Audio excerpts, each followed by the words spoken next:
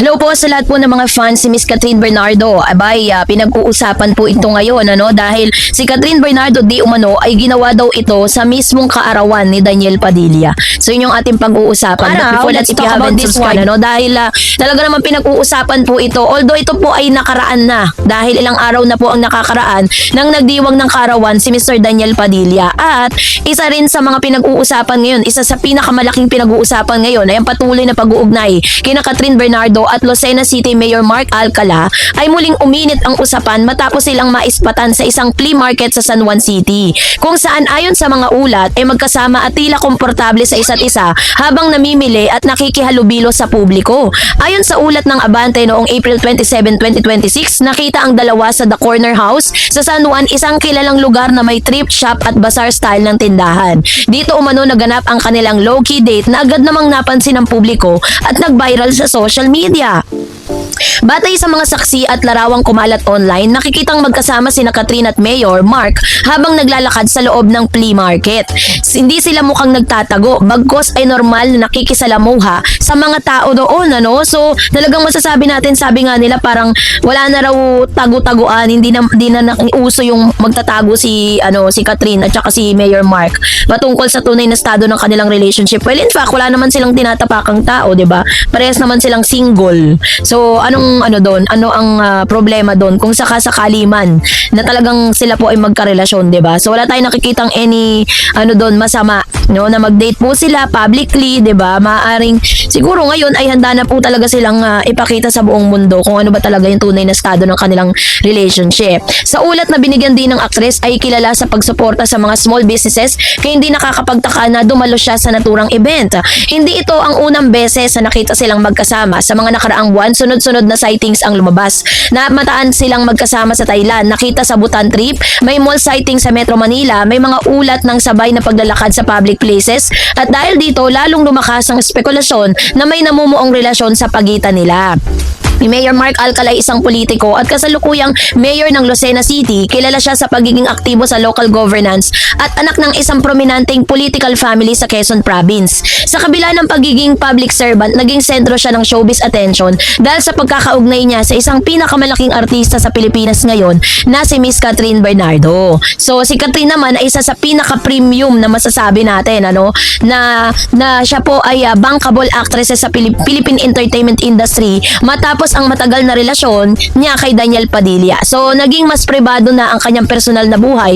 Kaya naman nang magsimulang lumabas ang mga sightings niya kasama si Mayor Mark, agad nitong naging mainit na usapan sa fans, media at showbiz observer. Mula naman kay Daniel Padilla hanggang ngayon, matatandaang noong 2023 kinumpirma ni Catherine at Daniel na sila po ay break na matapos maging isang dekadang relasyon, 'di ba? So dahil po dito, inire-relate ngayon yung naging kaarawan nitong si Miss Catherine or ni Mr. Daniel Padilla during the time na sila po ay umattend ng event kasama si Mayor. Sinasabi po ng isang article ng Abante Tonight, sabi diyan, Catherine, Mayor Mark dumisplace sa kaarawan ni Daniel.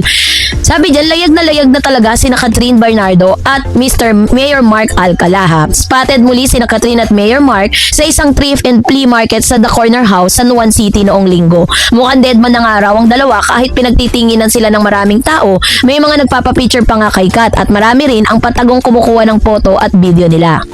Kasi dati parang pag si Mayor nakakita siya na kinuhanan sila ng photos, agad-agad na pong pinapapuntahan sa gwardiya niya at pinabubura yung mga photos na yon kasi bawal. Parang meron silang NDD, pero this time talagang layag na, talagang hayag na yung kanilang relationship, 'di ba?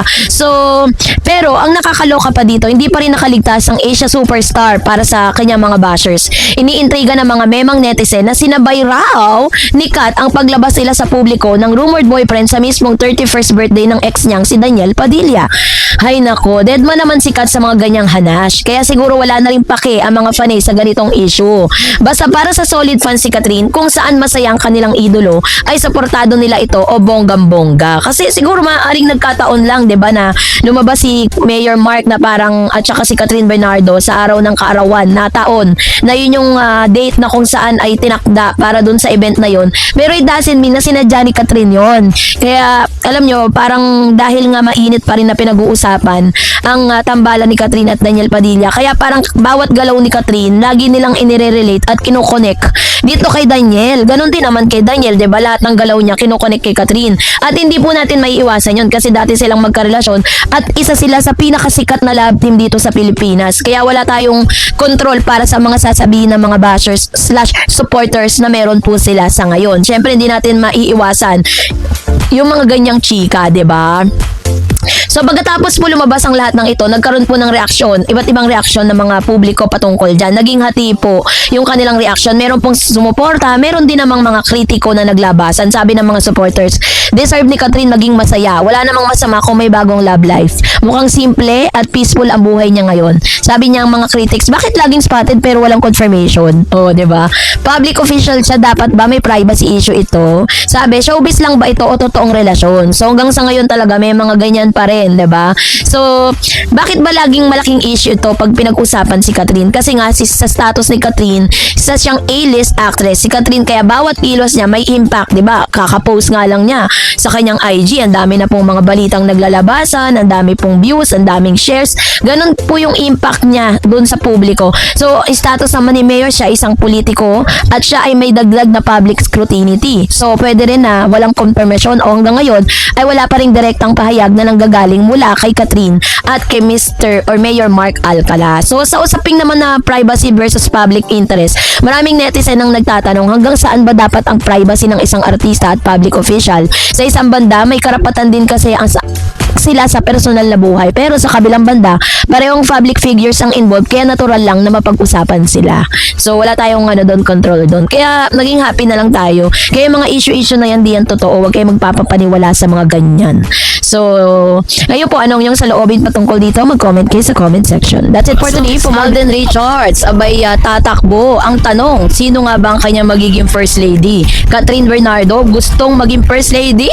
Ano nga ba ang nakapaloob sa balitang ito? Yan ang pag-uusapan natin maya-maya lang. This one, dahil habang si Mr. Alden Richards ay nagtatampisaw sa Love Siargao, parang siya po ay nagsimula na na mag-taping para sa kanilang series na kasama niya po si Miss Nadine Lustre at ilang sa mga artista ng GMA Sparkle para po sa kanilang upcoming projects na Love Siargao. So dito po is talagang inaabangan na ito ng ilang mga netizen at ilang mga supporters po ni Alden kasi parang ang tagal na rin na nahimik ni Alden na magkaroon siya ng isang isang drama series, no? Kasi parang sinabi niya na papasok lang siya or gagawa ulit siya papasok ulit siya sa acting niya dito sa local industry kung mabibigyan siya ng magandang material. And I think it's about time at ipinartner nga sa kanya si Miss Nadine Lustre. And mukhang talagang bigatin po yung ilan sa mga makakasama niya. Kasama niya dito si Miss Kaylin Alcantara, Kim Jisoo at ilan sa mga artista po ng GMA. Kaya abangan po natin yan. So, isa rin sa mga talagang nanabik ang ilan sa mga manonood at mga supporters po ni Mr. Alden Richards dahil tatakbo po siya, no? Pero ang pagtakbo niya ay walang kinalaman sa politika. Dahil si Alden Richards at Barbie Fortesa po ay tatakbo sa Maynila. So, inaanyayahan ng Sparkle GMA Artist Center ang mga season runners and first-timers pa lamang na sumali sa Sparkle Run 2026 na magaganap sa iconic na Quirino Grandstand sa Maynila this coming May 30. So, if you're from Manila, kung gusto niyo pong makita si Alden at ilang pang mga artista, pwede po kayong pumunta doon, pwede kayong magpalista, pwede kayong sumali, no? At pwede rin kayong makiusyoso lang, di ba? Magkakaroon ng pagkakataon ng mga fans na tumakbo kasama ang mga artista ng Sparkle na sina Tantananan. Sparkle na sina Alden Richards, David Licauco, Raver Cruz, Glyza De Castro, Camille Prats, Derek Monasterio, Christopher Martin, Mikey Quintos, Sofia Pablo, Allen Ansay at Barbie Fortesa. So yun po yung ilan sa mga artista na mapapanood natin, no? Dito po, makikita nyo po sila dyan. Nagpapatuloy naman ang kasabikan ng pagsali rin ng mga housemate ng Pinoy Big Brother Celebrity Collab at marami pang sorpresang bisita na gagawin sa kakaibang kaganapang ito na pinagsama-sama ang pagtakbo sa isang pagdiriwang ng good vibes, shared energy, and genuine kapuso fan. So, Bukas sa lahat ng antas sa may distansyang 3,000 kilometers, 5,000 K, 6.6K, 10K at 16K.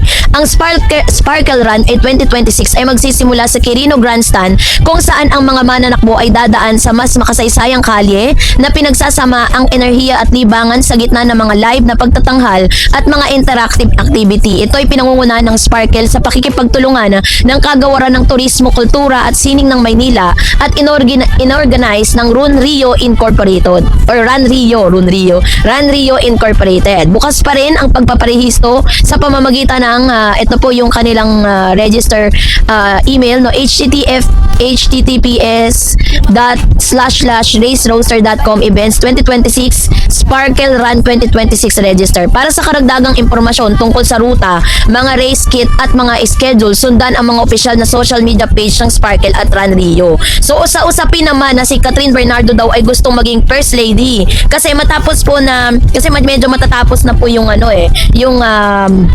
since siya po ay nakukonek sa pangalan ng isang politiko. Marami na rin po kasing mga celebrity at marami na rin po mga fans at followers po ni Catherine na sinusuportahan po yung kanyang pag-ibig ngayon, no? Although hindi man naging maganda kasi in totality kasi yung mga fans ni Miss Catherine parang nag-aalala lang sila na baka mamaya yung ginawa kasi netong si Mayor Mark doon po sa mga dati niyang karelasyon ay gawin din dito kay Catherine. Kaya po ganun yung kanilang reaction. Pero since ay kita natin na hindi naman natin alam kung ano talaga yung dahilan ng paghihiwalay ng mga dating failed relationship ni Mayor, hindi natin siya pwedeng husgahan sa kung ano siya ngayon, 'di ba? So kaya naman na sinasabi ng ilan na isa rin daw, no? Kasi syempre alam natin na hindi talaga tinitigilan ng mga basher si Catherine sa lahat ng kanyang mga ginagawa. Parang lahat na lang ata puro pambabash ang ginagawa kay Miss Catherine. Sinasabi pa ng ilan na lagi silang naiispatan nitong si Mayor na magkasama. Imbis na nagsiservisyo si Mayor sa kanyang lugar sa Lucena, ay dito siya nagtatampisaw sa Maynila kasama si Catherine. Nakakatawa talaga yung mga bashers, no? Hindi na lang talaga sila maging masaya para kay Catherine. Parang sinisilipan pa nila ng mali si Mayor. Alam nga naman wala po siyang iniwan na pwede niyang mapagkatiwalaan doon. And of course, syempre, kung ginagawa man niya, may personal na buhay niya yan, hindi natin alam kung paano niya pinatatakbo ang Lucena, 'di ba? Wala naman mong taga Lucenang nagrereklamo na pinababayaan sila ni Mayor. Maaaring may kaganapan at may personal na buhay din si Mayor na kailangan niyang gawin. And nagkataon lang din talaga na sikat yung kanyang kasama, sikat yung kanyang girlfriend, na bawat galaw ng kanyang girlfriend ay pinag-uusapan, 'di ba? At marami siyang kailangang harapin. So, ang sinasabi po ng ilang mga bashers na kaya daw itong si Catherine ay ginusto si Mayor kasi gusto raw niyang maging first lady ng Lucena. 'Di ba? Parang ganoon. Makes sense, 'di ba? Kung talagang sila talaga at may mga umuugong na balita na nagkaroon na raw ng engagement party or engagement between Mayor Mark and Catherine, wala tayong magagawa kung yun talaga yung ginusto ni Catherine Bernardo. Wala na tayong masisay pa doon kasi it's Catherine Bernardo's decision, 'di ba? So patungkol naman sa relationship nila ni Alden Richards, still nalalatili pa rin silang magkaibigan. Hindi sila nagpapaapekto sa mga intriga, 'di ba? At hindi naman kailangan ni Alden Richards na ipagpilitan yung sarili niya kung talagang ayaw naman sa kanya ni Catherine, 'di ba? Kung tayong mga Catden fans, umasa tayo na ang ending ng magkakatuluyan si Catherine at Alden. Pero iba talaga yung itinadhana. Pero sabi nga, hanggat walang lumalakad sa aisle, hanggat walang kinakasal kay Catherine at Alden, mananatili pa rin tayong Catden fans. Mananatili pa rin yung yung ating pong hope na sana si Alden yung tamang tao para kay Catherine. Diba? So, kayo po, anong yung saloobin patungkol dito? Mag-comment kayo sa comment section. And that's it for today. For more videos and updates, please don't forget to like and subscribe. And please don't forget to follow my Facebook page, Dareds TV, and Dareds Channel. God bless everyone!